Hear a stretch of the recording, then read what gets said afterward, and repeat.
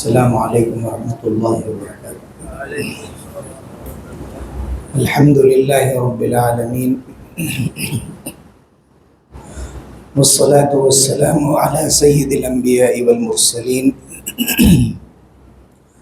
سیدنا محمد وعلی آلہ وصحبہ اجمعین، اما بعد فاعوذ باللہ من الشیطان الرجیم، بسم اللہ الرحمن الرحیم۔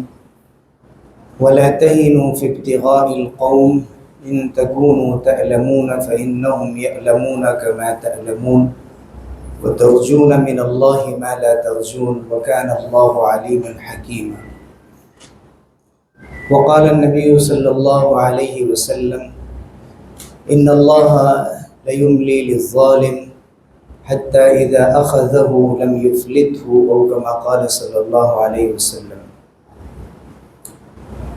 حضرات، اللہ تعالیٰ نے جب اس دنیا کو بسایا تو وہ سب سے پہلی چیز کہ جو اللہ کے نزدیک سب سے زیادہ پسندیدہ ہے وہ انسانوں کے حقوق کی ادائیگی،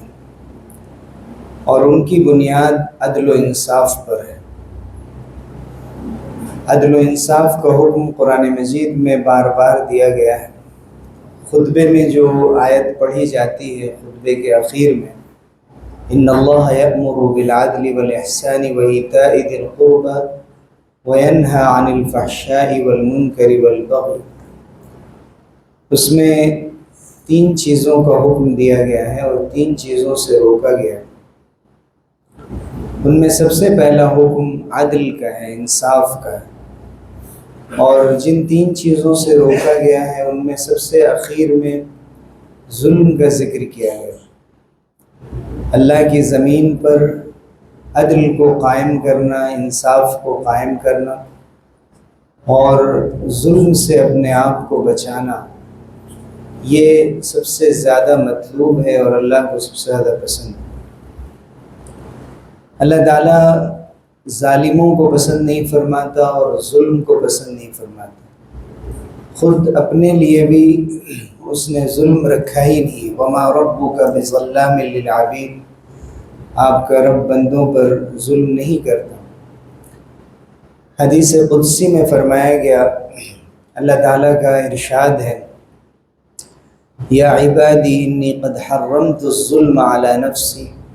وجعلته بینکم محرما فلا تظالموا، اے میرے بندو، میں نے اپنے اوپر ظلم کو حرام کر لیا ہے اور تمہارے درمیان بھی ایک دوسرے پر ظلم کو حرام قرار دیا ہے، تو آپس میں ایک دوسرے پر ظلم مت کرو۔ ظلم کہتے ہیں کسی چیز کو اس کی جگہ سے ہٹا کر دوسری جگہ رکھ دینا، وضع الشیء فی غیر محلی، جو چیز جہاں رہنی چاہیے وہاں سے ہٹا کر دوسری جگہ رکھنا، یہ ظلم۔ اور اس کی سب سے بڑی مثال ہے کہ عبادت صرف اللہ کی ہونی چاہیے، اگر اللہ کو چھوڑ کر کسی اور کی بھی عبادت کی جائے گی تو یہ سب سے بڑا ظلم۔ حضرت لقمان کی نصیحت میں خاص طور سے اس کا ذکر کیا گیا۔ انہوں نے فرمایا، سب سے پہلی نصیحت، یا بنی لا تشرک باللہ ان الشرک لظلم عظیم، اے میرے بیٹے شرک مت کرنا، اللہ کے ساتھ کسی کو شریک مت کرنا، عبادت میں، سجدے میں، دعا میں، ڈر اور خوف میں، امید لگانے میں، کسی سے آرزوئیں باندھنے میں، کسی بھی چیز میں تم اللہ کے سوا کسی اور سے لو مت لگانا۔ اگر تم نے اس کے علاوہ اللہ کو چھوڑ کر کسی اور کی طرف دیکھا اور کسی اور سے امید باندھی اور کسی اور کو پکارا اور کسی اور کے سامنے جھکنے لگے تو تم نے انصاف کے خلاف کیا۔ اور اسی لیے قرآن نے کہا، ان الشرک لظلم عظیم، شرک سب سے بڑا ظلم۔ یہ ظلم ایسا ظلم ہے جس کو اللہ تعالیٰ کبھی معاف نہیں کرتا۔ ان اللہ لا یغفر ان یشرک بہ ویغفر ما دون ذلک لمن یشاء، اللہ تعالیٰ شرک کو کبھی معاف نہیں کرتا،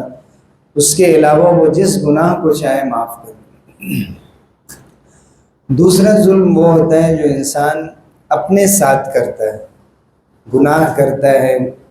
جھوٹ بولتا ہے، اپنا نقصان کرتا ہے، اس ظلم کو بھی اللہ تعالیٰ توبے کی بنا پر معاف کر دیتا ہے۔ حضرت آدم علیہ السلام نے دعا کی تھی، ربنا ظلمنا انفسنا وإن لم تغفر لنا وترحمنا لنكونن من الخاسرین، کہ ہمارے رب ہم نے اپنے اوپر ظلم کیا، اگر آپ نے معاف نہیں کیا، آپ نے ہمارے اوپر رحم نہیں کیا تو ہم گھاٹا اٹھانے والوں میں سے ہو جائیں۔ یہ ظلم ہے جو چلتے پھرتے ہم خود اپنے آپ کے ساتھ کرتے رہتے ہیں، اپنے پیر پر کلاڑی مارنا، اپنے ساتھ برا کرنا، اپنے ساتھ انصاف نہ کرنا، یہ بھی ظلم ہے، جس کی ہم دعائے معصورہ میں اللہ سے دعا مانگتے ہیں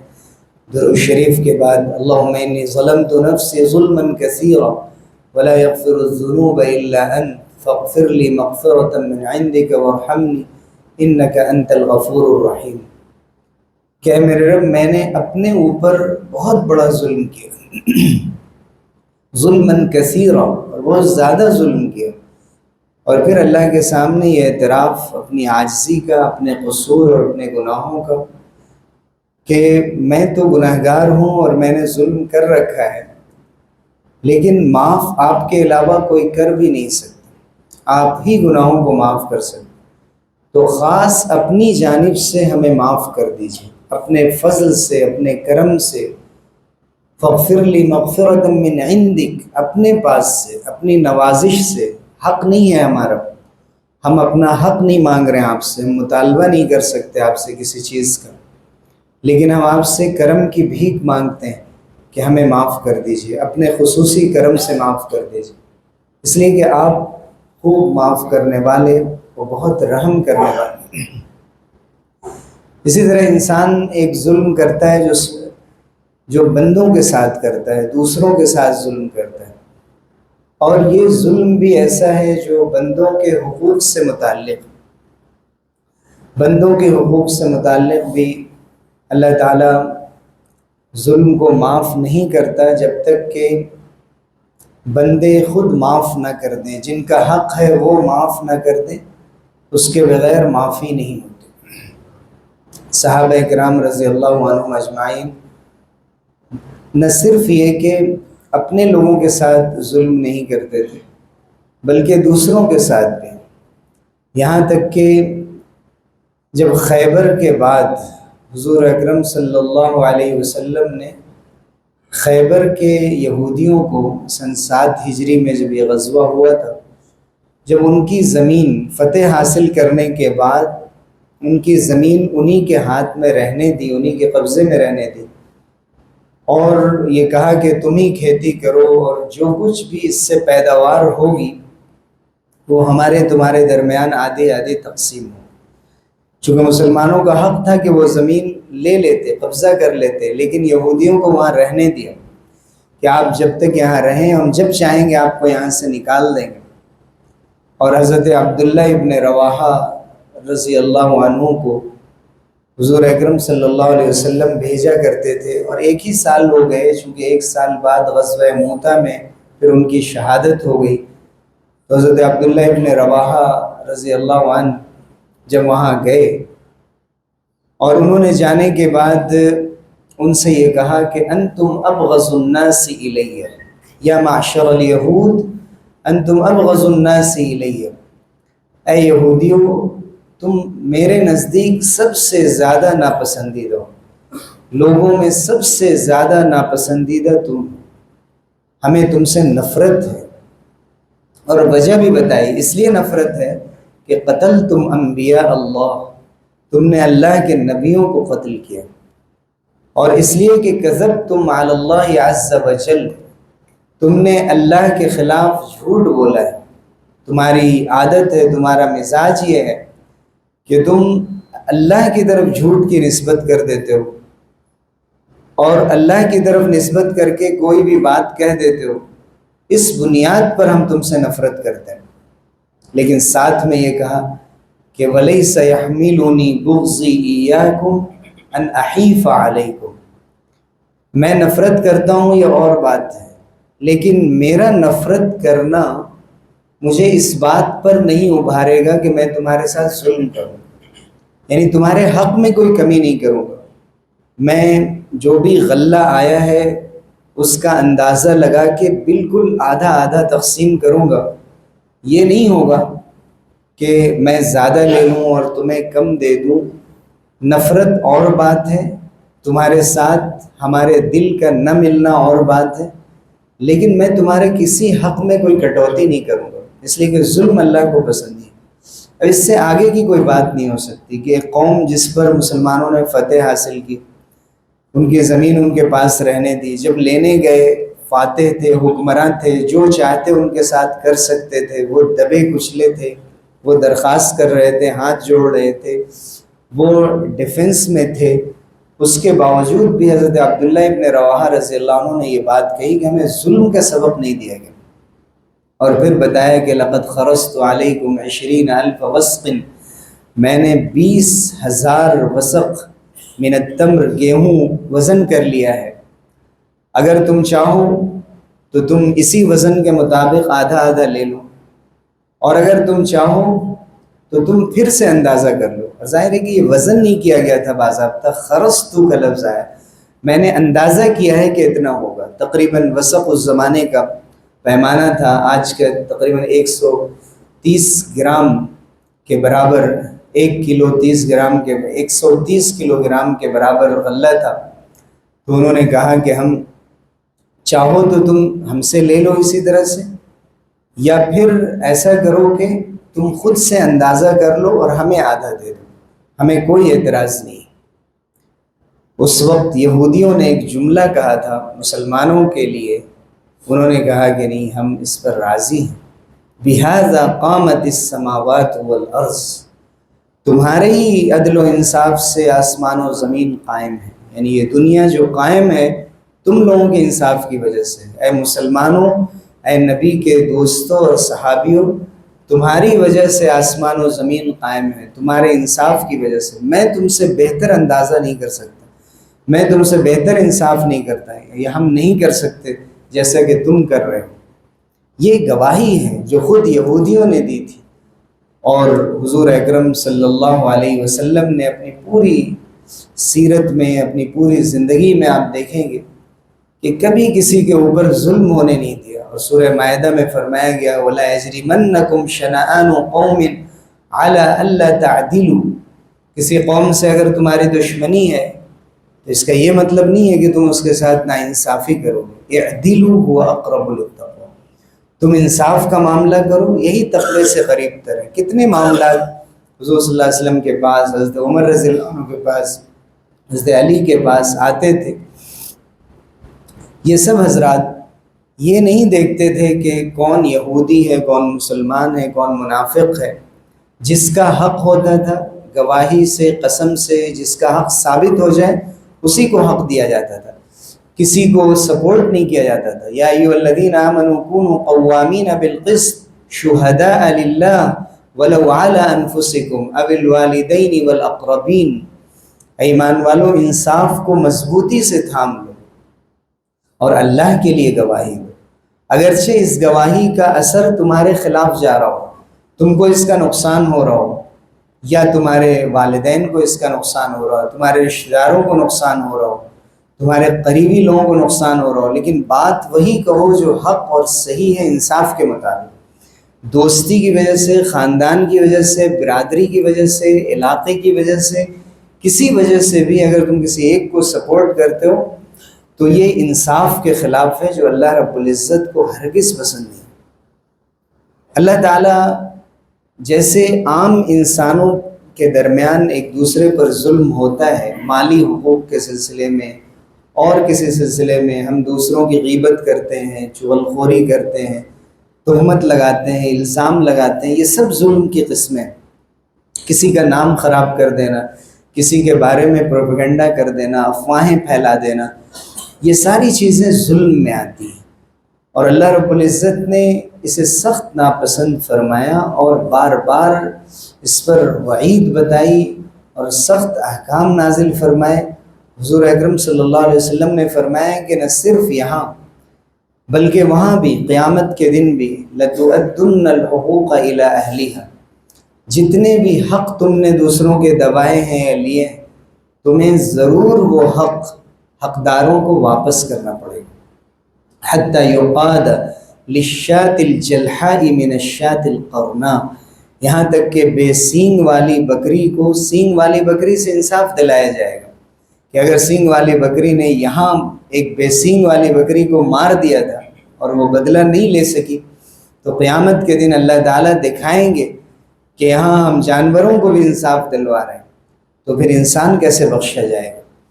کہیں حضور اکرم صلی اللہ علیہ وسلم نے فرمایا کہ حقوق کو ادا کر دو، اس لیے کہ اگر اس دنیا میں تم حقوق ادا نہیں کرتے تو قیامت کے دن ضرور تم سے حقوق دلوائے جائیں گے، اور اگر دینے کے لیے کچھ نہیں ہوگا تو تمہاری نیکیاں دوسروں کو دے دی جائیں گی، اگر نیکیاں نہیں ہوں گی تو پھر اس کی برائیاں تمہارے اوپر ڈال دی جائیں گی۔ ظاہر ہے کہ اس دن دینے کے لیے کچھ نہیں ہوگا، جو بھی دینا یہی دینا ہے، تو جو بھی حق وہاں دلایا جائے گا وہ اسی طرح دلایا جائے گا کہ انسان کو اس کی نیکیوں سے محروم کر دیا جائے گا۔ اس لیے حضور صلی اللہ علیہ وسلم نے فرمایا کہ ایک شخص آئے گا، بہت سے روزے اور بہت سی نمازیں اس نے پڑھی ہوں گی، لیکن کسی کو گالی دی ہوگی، کسی کا حق دبایا ہوگا، کسی کے بارے میں برا بھلا کہا ہوگا، تو اس دن وہ مفلس ہوگا۔ حضور سے نے پوچھا کہ مفلس کون ہے؟ انہوں نے فرمایا، صحابہ نے، کہ مفلس وہ ہے جس کے پاس دینار اور درہم کچھ نہ ہو۔ انہوں نے فرمایا مفلس وہ نہیں ہے، مفلس اور فقیر، قلاش اور تنگ دست وہ انسان ہے جو قیامت کے دن آئے گا اور اس کے پاس کوئی چیز نہیں ہوگی، اس لیے کہ اس کے پاس جو کچھ ہوگا، جو اچھائیاں ہوں گی، اس شخص کو دے دی جائیں گی جس کا حق اس نے دبایا ہوگا، اور اگر اس کے پاس کوئی نیکی نہیں ہوگی تو اس کی برائیاں لے کر اس کے گناہ لے کر اس کے اوپر ڈال دیا جائے گا۔ تو سخت وعید حضور اکرم صلی اللہ علیہ وسلم نے بیان فرمایا کہ وہاں دینے کے لیے وہ سما لا دینار ولا درہم، وہاں دینار و درہم نہیں ہوں گے کہ کوئی کسی کو کچھ دے سکے۔ اسی طرح سے قوموں پر ظلم کیا جاتا ہے، یہ تو فرد کے اوپر، انسان کے اوپر ظلم کرتا ہے، لیکن اللہ تعالیٰ دیکھ رہا ہے کہ کیسے ایک قوم اپنے طاقت کے نشے میں، اقتدار کے نشے میں چور ہو کر یہ سمجھ لیتی ہے کہ ہمیں کوئی مٹا نہیں سکتا، اور ہمارے ساتھ کوئی بھی کسی قسم کے انصاف کی عدالت قائم نہیں کر سکتا، اور بہت سے مسلمان بھی یہ سمجھنے لگتے ہیں کہ اللہ کہاں ہے۔ نعوذ باللہ من ذالک، بہت سے لوگ جو بے نمازی ہیں، جو اللہ کے گھر سے دور ہیں، جن کی زندگی میں دین نہیں ہے، جو نام کے مسلمان ہیں، وہ نمازیوں کو اور اللہ کے دین سے جڑے ہوئے لوگوں کو، چونکہ ان کا ملنا جلنا ہوتا ہے، کاروبار ہوتے ہیں، تو وہ نشے میں چور ہو کر یہ کہتے ہیں کہ بھائی کیا ہو رہا ہے مسلمانوں کے ساتھ، اور اگر اللہ تعالیٰ اتنا ہی قادر ہے اور مالک مطلق ہے اور ہے کوئی اللہ، تو کیوں نہیں بدلہ لے لیتا، کیوں نہیں انصاف کر دیتا؟ لیکن ہم صرف ایک طریقہ جانتے ہیں، ہم صرف یہ جانتے ہیں کہ جو بھی ظالم ظلم کر رہا ہے، اللہ تعالیٰ بس ظلم کرتے ہی اس کو تباہ و برباد کر دے اور مظلوم کے ساتھ کھڑا ہو جائے۔ اگر ایسا ہوتا تو بدر میں جیسے مسلمانوں کو فتح ملی تھی، احد میں بھی فتح ملتی، لیکن مسلمانوں کو سن 2 ہجری میں شاندار فتح سے نوازا گیا اور مسلمان جیت گئے۔ وہی 1 سال کے بعد غزوہ احد میں مسلمانوں کو سخت شکست سے دوچار ہونا پڑا۔ حضور صلی اللہ علیہ وسلم موجود تھے، آپ سے زیادہ رحمت کا مستحق کون تھا؟ اللہ رب العزت چاہتے تو فتح دلا دیتے، لیکن اللہ نے اس کائنات کا جو نظام ہے وہ اسباب کی بنیاد پر بنایا ہے کہ انسان اصولوں کے مطابق چلتا ہے کہ نہیں۔ بدر میں اصولوں کے مطابق کام کیا گیا، احد میں کہا گیا تھا کہ جو 50 لوگوں کو یہاں پر رکھا گیا ہے جبل رومات پر، یہاں سے ہٹنا نہیں ہے، کسی بھی حال میں یہاں سے نہیں ہٹنا ہے، اگر پرندے نوچ رہے ہیں اور لاشوں کو تب بھی نہیں ہٹنا ہے۔ حضور صلی اللہ علیہ وسلم نے منع فرمایا، اور صحابہ سے چوک ہو گئی، وہاں سے ہٹ گئے، اور جیسے ہی ہٹے اللہ کی طرف سے پکڑ آئی۔ تو ایسا نہیں ہے کہ مسلمان کوئی اسباب اختیار نہ کریں، تیاری نہ کریں، بیٹھے رہیں، کسی مرد غیب کا انتظار کرتے رہیں کہ کوئی آئے گا نجات دہندہ، کوئی ہمیں بچائے گا، اور کوئی پارٹی ہمارے ساتھ کھڑی ہو جائے گی، کوئی ملک ہمارے ساتھ کھڑا ہو جائے گا، یہ اللہ تعالیٰ کے بنائے ہوئے نظام کے خلاف۔ وَلَوْلَا دَفْعُ اللَّهِ النَّاسَ بَعْضَهُمْ بِبَعْضٍ لَفَسَدَتِ الْأَرْضُ، اگر اللہ نے ایک گروہ کو دوسرے گروہ سے ٹکرانے کا نظام نہ رکھا ہوتا کہ خود اپنا ڈیفنس خود کرنا ہے آگے بڑھ کر اور مقابلہ نہ کیا جاتا، تو آسمان و زمین میں فساد پھیل جاتا۔ کہیں فرمایا کہ وَلَوْلَا دَفْعُ اللَّهِ النَّاسَ بَعْضَهُمْ بِبَعْضٍ لَهُدِّمَتْ الصَّوَامِعُ وَبِيَعٌ وَصَلَوَاتٌ وَمَسَاجِدُ يُذْكَرُ فِيهَا اسْمُ اللَّهِ كَثِيرًا، اگر اللہ تعالیٰ ایک کو دوسرے سے نہ ٹکراتا تو جتنی عبادت گاہیں ہیں، خانقاہیں ہیں، کلیسائیں اور چرچ ہیں، وہ مسجدیں ہیں جن میں کثرت سے اللہ کا ذکر کیا جاتا ہے، یہ سب مٹا دیے جاتے، منہدم کر دیے جاتے۔ تو اللہ کا نظام یہ ہے کہ خود کھڑا ہونا ہوتا ہے اپنے مقابلے کے لیے، اپنا حق لینے کے لیے۔ مسلمانوں سے کبھی یہ غلطی ہوتی ہے کہ وہ اپنا حق لینے کے لیے خود نہیں کھڑے ہوتے، اور انہوں نے اپنی باغ ڈور دوسروں کے حوالے کر رکھی ہے، اور بے شمار بھاری بھاری غلطیاں کر رکھی ہے، نہ صرف فرد نے بلکہ بڑی بڑی سلطنتوں نے اور بڑی بڑی بادشاہتوں نے۔ جب آپ نے اپنا زمام اقتدار اور اپنی باغ ڈور اور اپنی رسی دوسروں کے ہاتھ میں دے دی تو ظاہر سی بات ہے کہ پھر کوئی آپ کی طرف سے نہیں کھڑا ہوگا۔ اس لیے قرآن نے یہ کہا وَأَعِدُّوا لَهُم مَّا اسْتَطَعْتُمْ، جتنا ہو سکے تیاری کرو، من قوہ، جتنی طاقت ہو سکے تم جمع کرو۔ تمہارا کام صرف دعائیں کرنا نہیں ہے، تمہارا کام صرف بیٹھ کر انتظار کرنا نہیں ہے، تمہارا کام اپنی استطاعت کے بقدر آگے بڑھ کر مقابلہ کرنا۔ لا یکلف اللہ نفسا الا وسعہا، اللہ تعالیٰ اتنے ہی کا ذمہ دار بناتا ہے کہ جتنے انسان کے اندر سکت ہے اور طاقت۔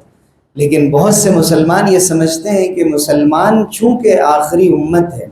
اس لیے ہر حال میں ان کی مدد ہونی چاہیے، ہر حال میں ان پر کسی قسم کا ظلم اللہ کو پسند نہیں ہونا چاہیے۔ لیکن اللہ کا نظام دوسرا ہے، اللہ تعالیٰ ہمارے مطابق نہیں بدلہ لیتے، بدلہ لینے کے طریقے بے شمار ہیں۔ ہم نہیں جانتے کہ ان ظالموں کی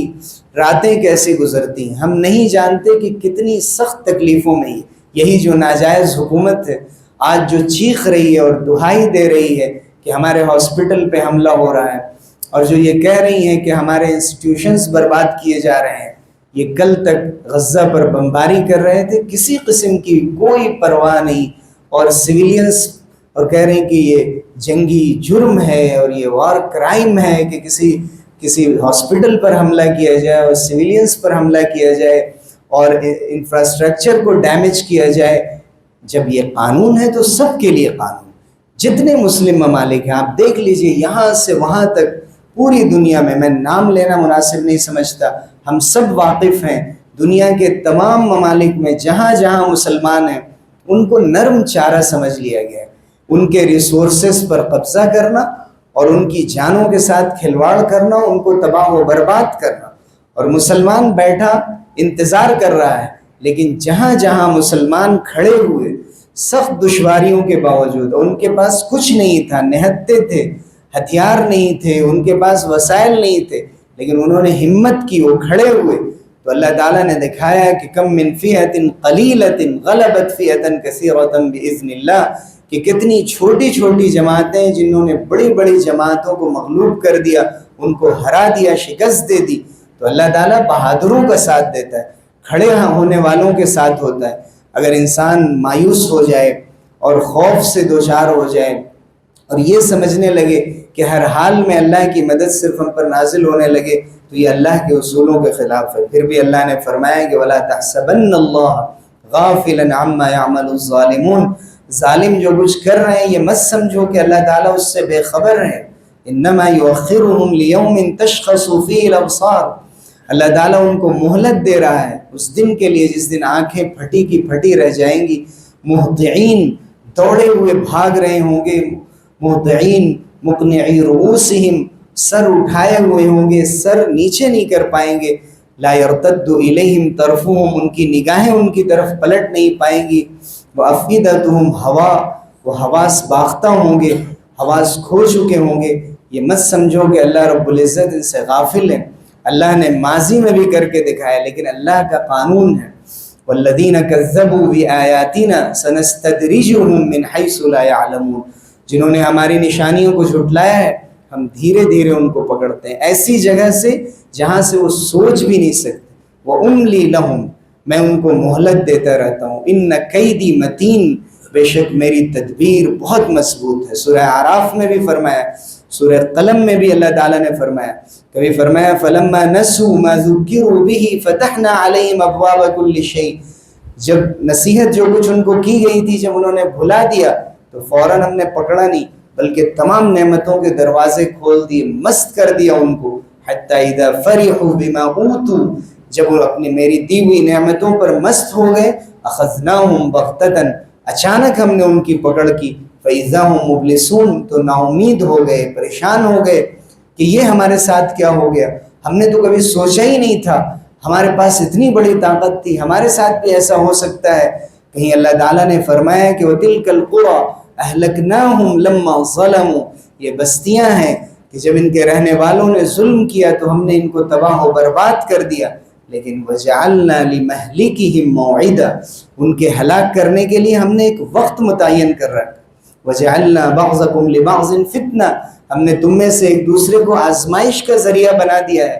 الف لام میم حسب الناس ان یترکوا ان یقولوا آمنا وهم لا یفتنون، الف لام میم، کیا لوگ یہ سمجھتے ہیں